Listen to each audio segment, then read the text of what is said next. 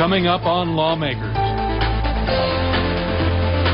Republicans failed to get the two-thirds majority to pass Governor Perdues' Hope Chest Amendment in the Senate. After 4 hours of debate, the House passes legislation that toughens penalties for sexual predators. And Democratic legislators talk with citizens about the rising cost of natural gas. Those stories and more are coming up next. This is Lawmakers, your source for all the news from under the Gold Dome. Here are your anchors, Gerald Bryant and Nwandi Lawson. Good evening, everyone. Also on Lawmakers, the House votes to increase the income tax exemption for dependent children. And the Senate passes a measure aimed at protecting Internet users. But our lead story tonight, the Republican majority fails to garner the majority of votes needed to pass the Hope Chest Amendment. One of Governor Sonny Perdues' education initiatives failed to get the two-thirds vote needed to pass the Senate today. Senate Resolution 655, known as the Hope Chest Amendment, was Governor Perdues' plan to physically preserve Georgia's lottery-funded Hope Scholarship and pre-K programs. This resolution would cut what he believes are unrelated expenditures. David Zelski joins us live from the Capitol with more on what happened. David. Well, Gerald, today may have just been round one of the Hope Chest debate. The resolution called for a constitutional change where at least a two-thirds majority vote is needed. The Republican majority began the morning by voting to engross the legislation, meaning no changes. Ratification or rejection. Lieutenant Governor Mark Taylor wanted to offer an alternative method to preserve hope, but the engrossment meant that could not happen. And to allow future cuts to the Hope Scholarship, 32 in favor of future cuts to the Hope Scholarship, 23 against. Is to ensure the longevity of these programs. This legislation does just that. It removes from the Constitution verbiage relating to computer training for teachers and capital outlay projects. We had a chance to do something with this bill. We had a substitute and other amendments we wanted to offer. One in particular I really liked that allowed us to use some of the reserve funds.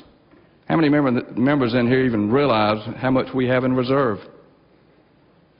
Over $300 million in reserve. Another 300, I guess, if you want to call it a floating surplus reserve. Even though Senate Resolution 655 failed, Senate Bill 440, which also aims to preserve hope, passed. But its effectiveness is contingent upon the passage of SR 655. Both Democrats and Republicans claim the other side voted the way they did for political reasons, and debate was at times heated. We've got a rule in our rule book that says amendments will be allowed on the floor. If it's only to take place in the committee, tear these pages out. Tear this in half. Chair recognizes Assembly 13th to speak to the governor's Hope Less amendment. We don't need this. We don't need this rule. I can't tear it in half, Mr. President. We don't need this thing, man. Y'all not only have changed them, you've destroyed them. And some of you think it's funny. But I'll tell you, there are going to be 3 million folks out there that don't, and there may be some folks in your district that don't think so. They want a voice on this floor. You're not going to silence this minority long. Our only understanding is that the Dems in past history have spent money outside from many projects down in the Albany area and across the state on projects that were not related to education even. And apparently they want to go back to the old days of spending money on projects other than educating children. Lieutenant Governor hasn't approached us. He hasn't approached the governor. He hasn't introduced an amendment. He hasn't introduced a bill. You know, the engrossment resolution that the majority party used was after the committee process had worked, after everybody had had a say, and we didn't want politics played with such a sensitive issue. We're trying to stop the politics on Hope Scholarship. Now, tomorrow, a vote to reconsider Senate Resolution 655 is expected. If it receives a majority vote, it goes to Senate Rules until that committee votes to bring it back to the floor. Reporting live, I'm David Zelski for Lawmakers. Thank you very much, David. The House today passed a bill that sponsors say could impose the toughest penalties in the nation for sexual predators. House Bill 1059 calls for prison sentences of 25 to 50 years for those convicted of certain sexual crimes against children under 14. Upon release, convicted sex offenders would be required to wear electronic monitoring devices for the rest of their lives. For almost 4 hours, those opposed to the measure argued that it could unfairly punish teens who engage in consensual sex, be used by vindictive parents, and divorce suits and cost the state a great deal of money. We ought to know how much it's going to cost. Who's going to pay for the monitor that these individuals will have to wear for the rest of their life if they can't pay for it? Do we not put the monitor on? Or will I end up out of my tax dollars paying for a monitor on these individuals for the rest of their life? This bill is actually going to discourage families from reporting sexual abuse within their families because they don't want to see their children going to prison for 25 years. Because the child's youth may well be unwilling or unable to testify and to withstand the trauma of a trial. And the parents of that child, because they love the child, may be unwilling to let that child testify where a real crime has been committed. Not somebody he and she, but a real molestation crime has been committed. What does that do to the case? The criminal walks. If we think we're sending a message that we're protecting our children by passing 1059, I suggest to you that that's a false message. And I invite you to join with me and all the good advocacy groups out there, CASA Day today in Georgia, to find ways to better prepare our children for the threats of victimhoods and better prepare us as adults to protect the 1 in 4 girls and the 1 in 6 boys who are going to be molested in our society. Meanwhile, supporters of the bill reminded their colleagues that the sodomy charge for a 14 or 15-year-old who's not more than 3 years older than the victim would be a misdemeanor, not a felony. An amendment was also added this morning during the Rules Committee meeting. It allows for certain convicted sex offenders to petition courts to remove them from the sex offender registry after 10 years. That is, if the crime was committed prior to age 21. Although the legislation is not perfect, sponsors say it will go a long way towards keeping sex offenders out of Georgia. I'll be truthful with you. I have some concerns oftentimes about minimum mandatories. I practice law up in the mountains of North Georgia, and I happen to trust judges up there, and I don't know a single liberal judge in that area that I'm concerned about being soft on crime, as the fellow in Vermont did the other day.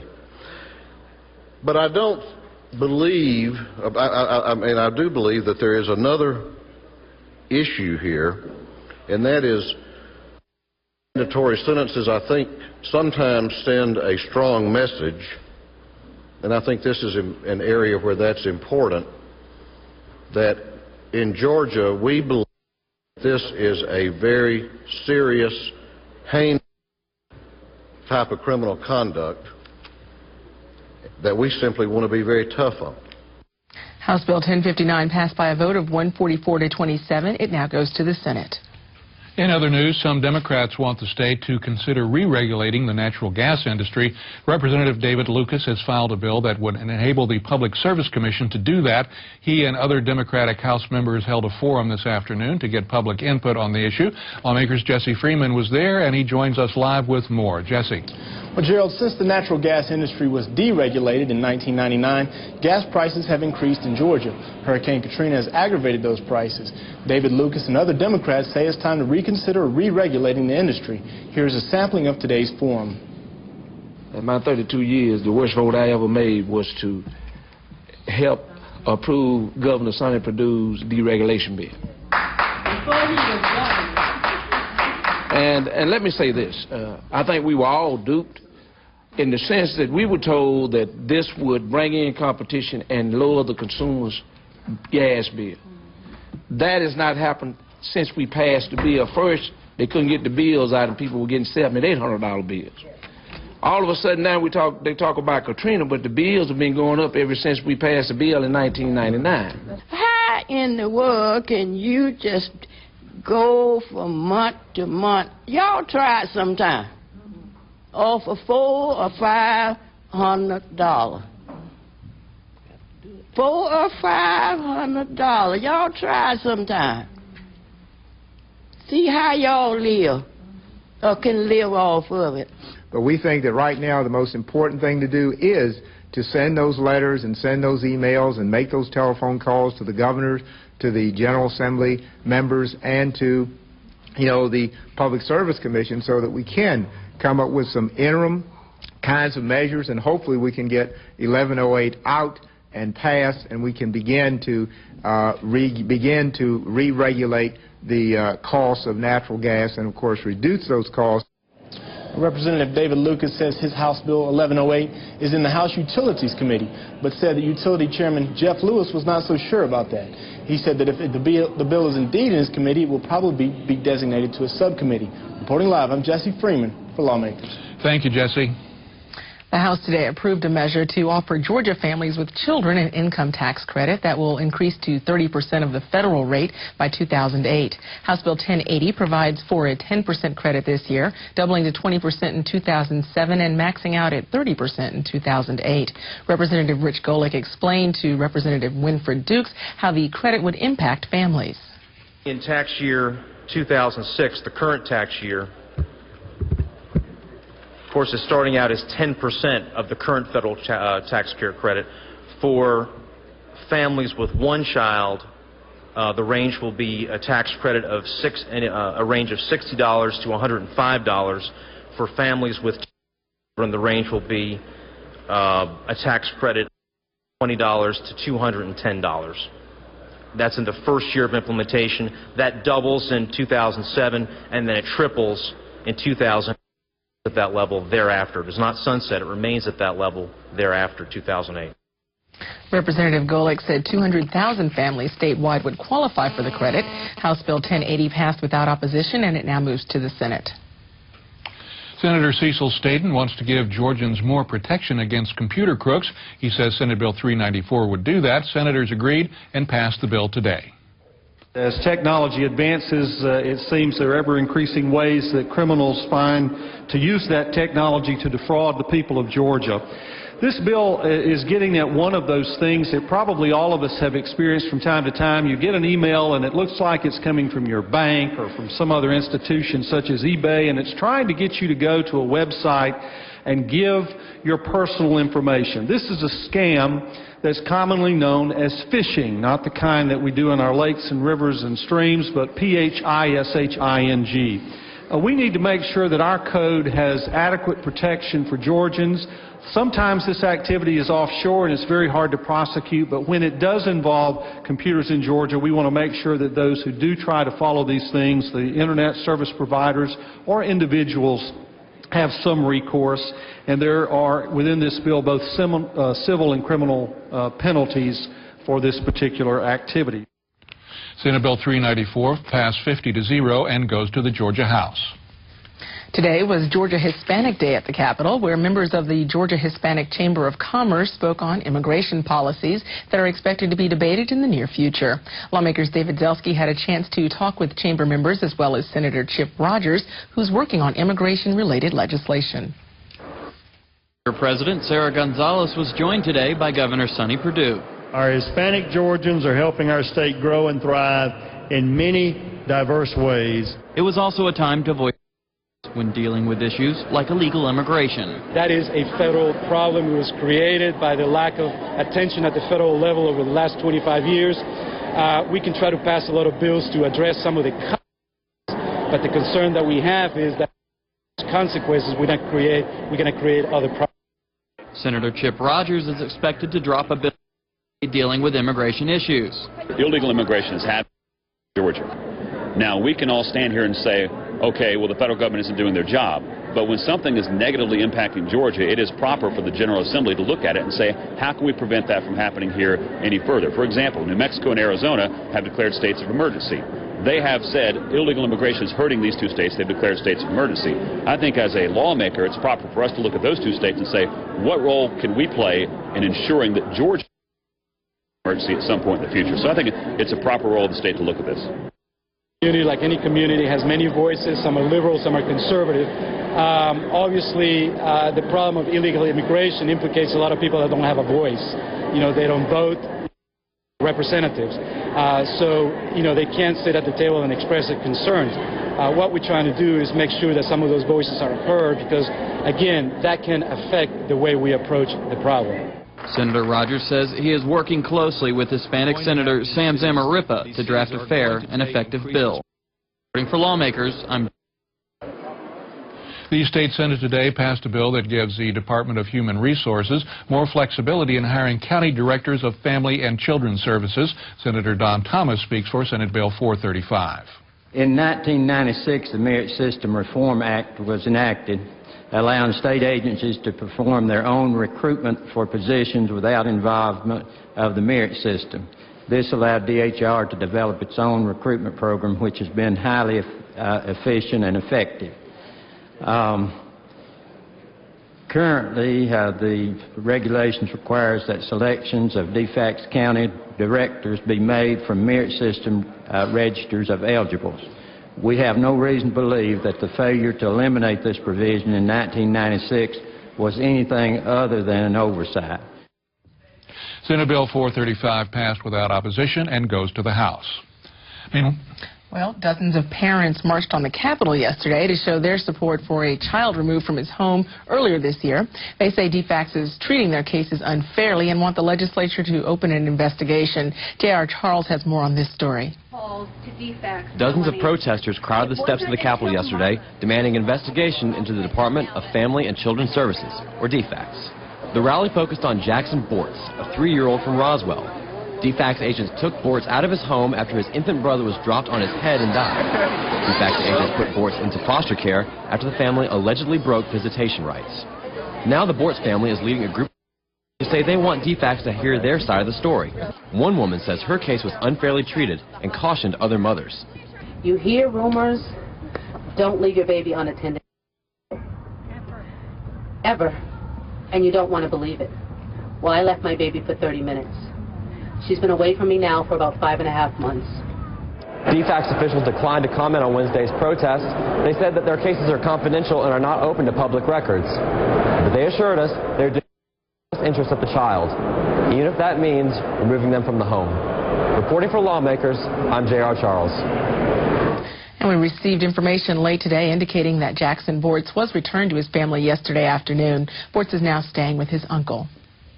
Court-appointed special advocates for children, or CASAs, converged on the Capitol today to lobby legislators for more policies benefiting children in foster care. Lawmakers' Katie Eubanks has that story. CASA, or court-appointed special advocates, are community volunteers who work on behalf of abused and neglected children in juvenile deprivation court. Well, this is our day annually that we get together. We have hundreds of volunteers, and we talk to our legislators throughout the state about... One of the items is a budget item, a $280,000 increase for CASA that will go out throughout the state to help recruit more volunteers and serve more children. Marjorie Brown is a former foster youth who was assisted by CASA. It helped me tremendously because I had a CASA. Her name was Miss Shirley, and she was in my life for 2 years. She taught me a lot.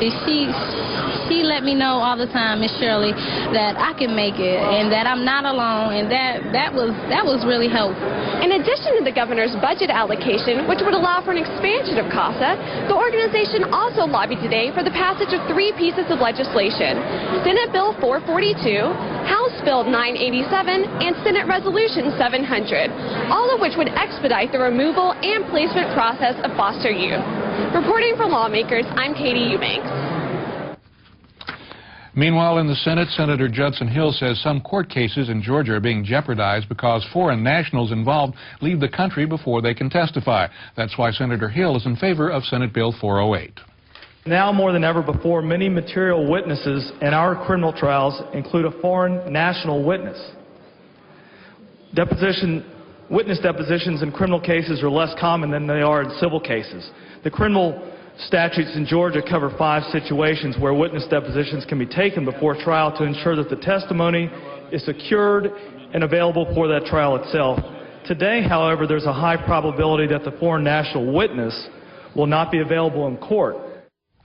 Senate Bill 408 passed without opposition and goes to the House. Also headed to the House is Senate Bill 398. Under current law, both the Department of Human Resources and the Department of Corrections make psychiatric evaluations when a criminal defendant may be mentally incompetent. Senator Seth Harp wants to simplify that process. The Department of Corrections has asked that they have that responsibility. They will administer the psychiatric evaluations. The Department of Family and Children's Services, as a matter of fact, what they testified to is almost a gloss over that they would do something as the person is being taken off to the state prison, so that it really was a waste of state money. Senate Bill 398 passed 47-1 and goes to the House. Also today, the Senate passed a bill expanding the legal use of electronic records and signatures. Here's Senator David Schaefer. Senate Bill 241 does two things. First, it clarifies that electronic documents may be notarized electronically.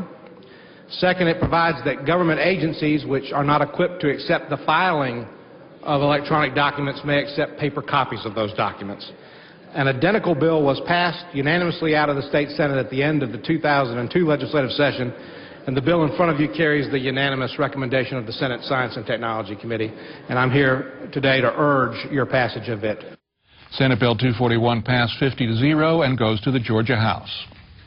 Well, the House today agreed to make uniform additional fees charged for bail bonds. Representative Howard Maxwell told his colleagues that the measure would codify what is already being collected by bail bondsmen. But Representative Dan Lackley argued that the fees impose a double penalty on those who are jailed, even when they're innocent. Who's going to be the voice for the defenseless? Who's going to be the voice for the poor? Who's going to be the voice for the person that can't speak out for themselves, that sits over here in this county jail, overcrowded, sitting there, and we're contributing to their discomfort and their hopelessness? How are we doing that? We tack 30% on top of it. I ask another, to me, the most important question of all this that's brought out to me. How many of these folks that post a bond, and there's thousands, folks, thousands of people every day, maybe nobody here ever did, I know I haven't, how many of those people are adjudicated innocent? I've got a copy of a bond that was offered in Gwinnett County. The bond amount was, principal amount was $10,000. That is the principal amount of the bond. There was fees added on for the 10% for jail construction and maintenance. Now, how much have we collected over the years? I don't know. The gentleman could have voted against that. When that fee was added some years ago, he had the opportunity to vote against it, and evidently didn't. There's also the $50 charge, 10% or $50 for the Peace Officers Annuity Fund. He could have voted against that at some time. That's another charge that was added on there. There's also the $50 that was put on 2 years ago for indigent defense. On the bottom of the bail bond, these fees are added on there. This is something that's already being done. There are no new fees being generated by this bill.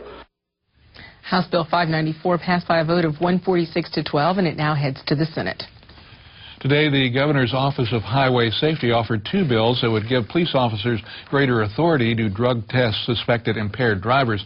A task force studied Georgia's implied consent law and found it difficult for law enforcement officers to obtain evidence needed in order to prosecute DUI offenders. Some legislators say that's a hazard to Georgia drivers. I'm pleased to announce that House Bill 1222 gives prosecutors and the law enforcement community the tools that they need to get the drinking drivers off the street and to keep them off the street. Perhaps the most important among those tools are the ability to use an otherwise valid chemical test for DUI without being hamstrung by the technicalities regarding the implied consent wording that is in present law, as well as the ability to obtain a warrant based on probable cause for chemical testing of an accused.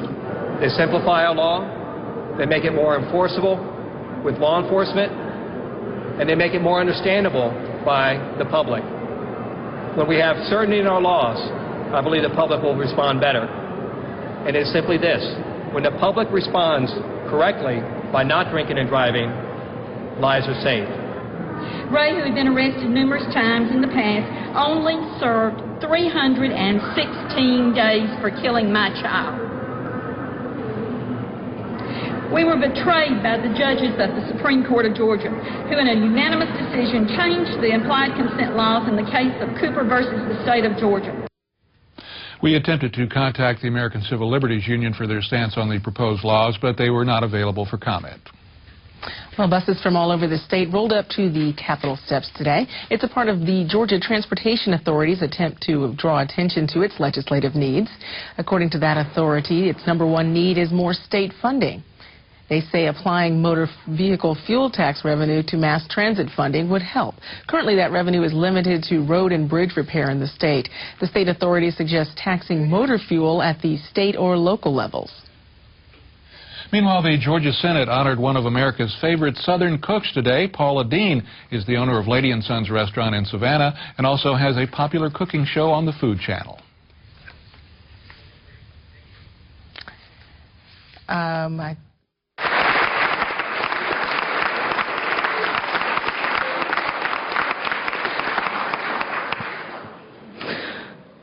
Thank y'all so much. My heart's so full. My mother and daddy would be so proud. Because they had to sign those report cards that I brought home that were all D's and E's. You know, and who'd ever thought I would be in the same room with all you wonderfully brilliant men and women. I can't believe y'all have even trusted me with a microphone. But I thank y'all from the bottom of my heart. My life has truly been the American dream story.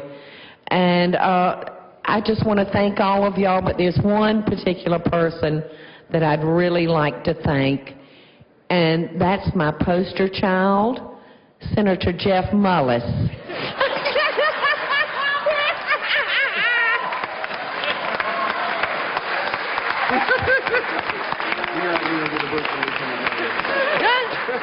Are you trying to tell me to shut up, Jeff? No, ma'am. But thank y'all so much. I'm so honored, and I'm so proud to be from Georgia. Born and raised, and I'll never leave it. Thank y'all. And I have a cookbook for you, just in case your wife doesn't have enough recipes. That one's for you, Lieutenant Governor. Thank y'all. I love y'all. Well, coming up tomorrow on Lawmakers, the House is expected to debate the supplemental appropriations bill for FY05 and 06, and the Senate is expected to reconsider its action on the Hope Chest Amendment. We'll also check in with Tom Crawford of CapitolImpact.com. All that and more coming up tomorrow night at 7. If you missed any part of this Lawmakers broadcast, be sure to tune in tomorrow morning when Lawmakers repeats at 5:30 a.m. Now stay tuned for Ask This Old House. That's coming up next right here on GPB. And that is our broadcast for this, the 12th legislative day of the Georgia General Assembly. I'm Gerald Bryant. And I'm Wendy Lawson. Thanks for joining us. Have a great evening.